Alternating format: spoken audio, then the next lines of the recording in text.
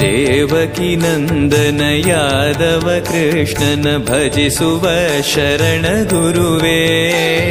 ಜಾನಕಿ ರಮಣನ ಶ್ರೀ ಜಯ ರಾಮನ ಪೂಜಿಪ ಹರಿಯ ಮಗುವೇ. ದೇವಕಿ ನಂದನ ಯಾದವ ಕೃಷ್ಣನ ಭಜಿಸುವ ಶರಣ ಗುರುವೇ. ಜಾನಕಿ ರಮಣನ ಶ್ರೀ ಜಯ ರಾಮನ ಪೂಜಿಪ ಹರಿಯ ಮಗುವೇ. ಮಾಧವನ ಮಧುಸೂದನನ ಆರಾಧಿಪ ನಿಮ್ಮ ನಯನ.